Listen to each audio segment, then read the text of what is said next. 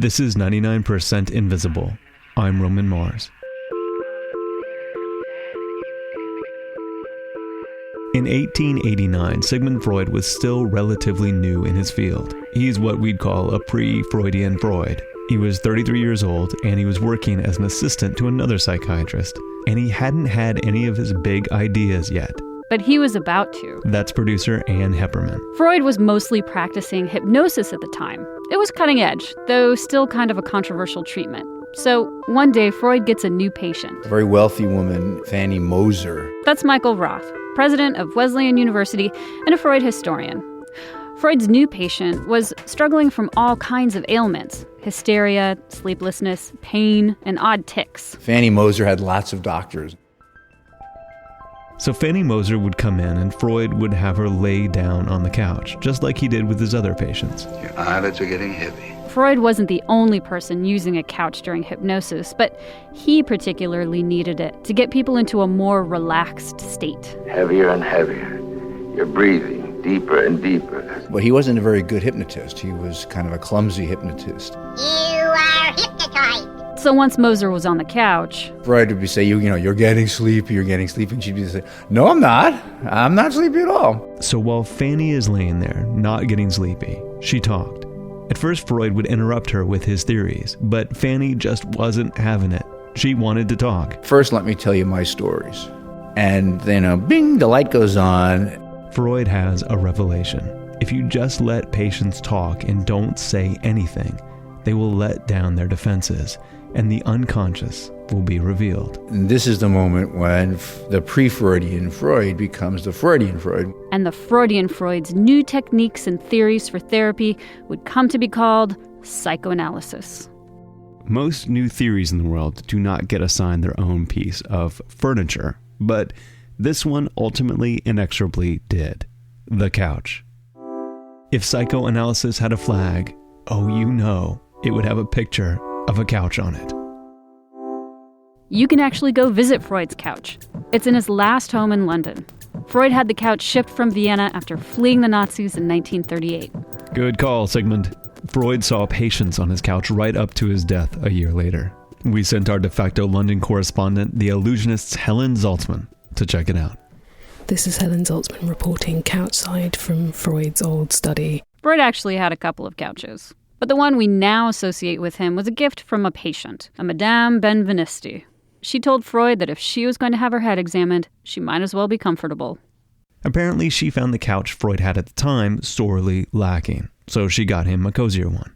It's really a very cozy looking couch. It's not clinical looking at all. It looks like a great place to take a nap. Freud's study is full of rugs and books and artifacts from other cultures. It has sort of an Indiana Jones vibe to it, and his couch is in keeping with that. It's a divan-style sofa. Some people might call it a swooning couch, and it's covered in exotic red Persian carpets and piled with velvet pillows. So you can't actually tell what the couch beneath it is really like, whether it's stained with human experience. What's underneath is a surprisingly plain Jane beige sofa, all clean lines and rectangular forms. It's almost boring. The couch is what's known as a Biedermeier sofa, a very popular style back when Freud got it in 1891.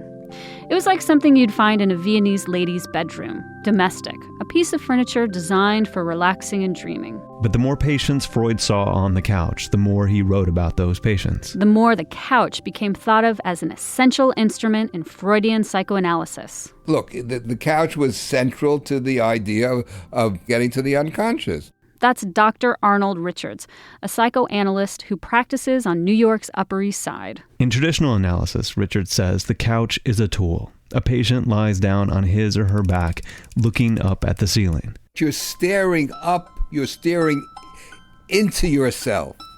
You're looking inside rather than outside.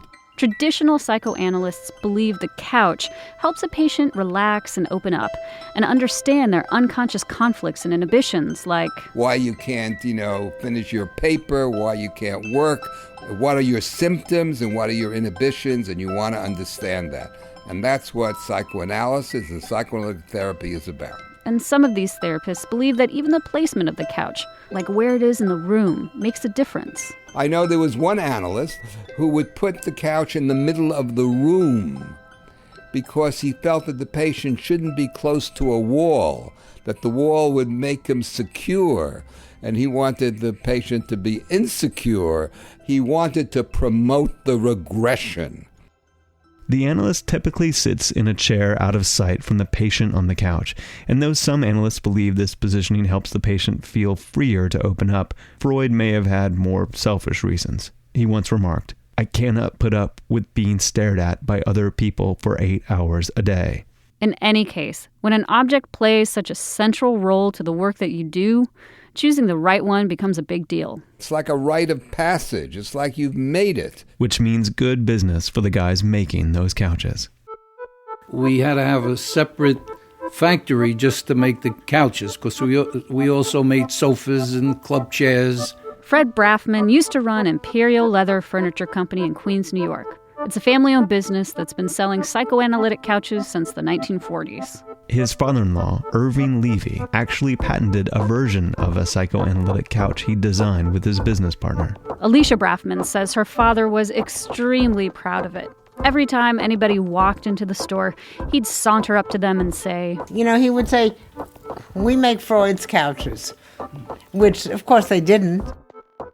The couch they sold wasn't Freud's exotic, cozy pile of cushions. Their psychoanalytic couches were like the one you're probably thinking of. Low to the ground, sleek. Braffman sold these psychoanalytic couches all over the country and around the world for decades. And the psychoanalysts buying them had some particular aesthetics. Most of them were being made in leather.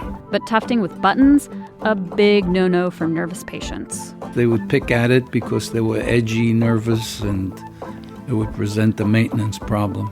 Basically, constructing the perfect psychoanalytic couch is like building a sofa for Goldilocks.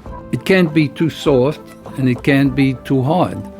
So we used to use a special spring and special cotton and horsehair, hog hair combination to make it, as they said, just right. Fred's business boomed in the 40s, 50s, and early 60s, what some have called the golden age of psychoanalysis. It was very good. It was a very good business. But then in the late 60s, things changed. People started to experiment with alternative therapies, and the first generation of antidepressants offered faster relief. Traditional psychoanalysis fell out of favor. And you might be able to guess what happened to analytic couch sales. So now couches aren't being used all that much. They sit up in club chairs or lounge chairs and they talk to the psychoanalyst. And even within psychoanalytic circles, people became less certain that the couch was a good tool. Different schools of thought started cropping up. Whether or not you use the couch, can determine, what you're doing and why you're doing it and what your theory is. You could say that two camps formed in psychoanalysis. Team couch and team no couch. Some would say it's easier to have a conversation, sitting face to face. And some people, some analysts, psychotherapists insist on not using the couch. They say they prefer sitting up. Richards hasn't really chosen a team. In his office, there's a couch and a chair. I do whatever seems to, what works best for the patient. There may be a team couch and a team no couch, but even Freud wasn't that dogmatic about it. He had patients he treated on the couch and some he didn't, like the famous composer Gustav Mahler, whom Freud treated while strolling around the park. But here's the thing. While Freud wasn't dogmatic about using the couch, and while use of the psychoanalytic couch has declined, you wouldn't know it from popular culture. The analytic couch has become shorthand for therapy, particularly in one place. Hi, I'm Bob Mankoff. I'm cartoon editor of The New Yorker magazine. Bob Mankoff is surprisingly qualified to talk about this. Well, I have a background in experimental psychology. He wasn't a psychoanalyst, exactly. I was an animal behaviorist, so to put little rats and pigeons on couches was extraordinarily difficult. Mankoff says the couch is fantastic as a symbol. It is just what a joke needs. I think the couch immediately establishes the power relationships here. The psychiatrist is in control.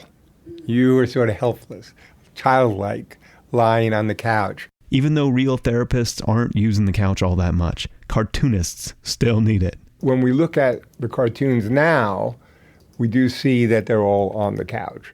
Of course, it's not just The New Yorker. We've seen the couch all over popular culture. Like, it's hard to imagine Woody Allen without the couch. You've been seeing a psychiatrist for 15 years. You should smoke some of this. You'd be off the couch in no time. And then there's The Sopranos. Tony Soprano spends a lot of time with his therapist. And even though he's always sitting in a chair, when the camera pans out, there is a very typical brown analytic couch in the background. As if the set designer wanted to reassure our subconscious about what he was doing there. And when I asked Mankoff to imagine having to make New Yorker therapy jokes without the couch as a device... Oh, don't make me cry. Oh. I've made Bob Mankoff cry. I would just like to... I can't lose the couch. Okay?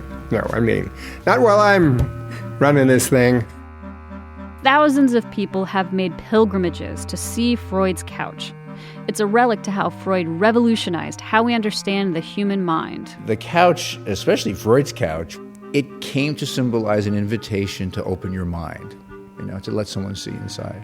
That's Freud scholar Michael Roth again. It's a reminder that we have the ability to reveal ourselves. And it's irresistible, right? I mean, it's like a magic carpet. I mean, I can get on the couch and suddenly I'll say things that reveal what I really love. Because my whole life I've been pretending to love other things. But I get on the couch and suddenly I say, my mother, she ruined my life. Not my mother, but... Wait, you should say that again, make sure on mic. Not my mother. If she hears this story, she'd kill me. Michael Roth loves his mother, but if he didn't, and he does, it might be revealed on the couch. Freud has given us the id, the ego, the superego, the Freudian slip, a whole number of complexes. But beyond creating a vocabulary of the mind, he gave us a place to rest, to feel at ease, to share our desires, our inhibitions, our dreams, a place just to lie down and talk.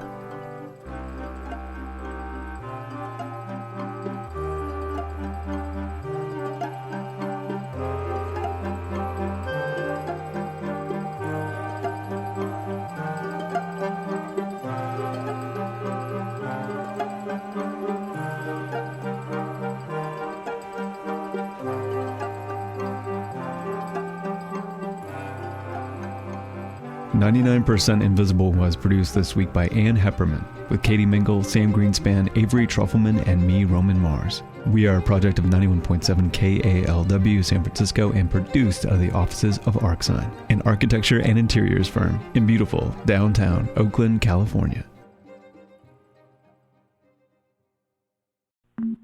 You can find the show and like the show on Facebook. We're on Twitter, Instagram, Tumblr, and Spotify too. But the Freud's Couch to our Freud is 99pi.org.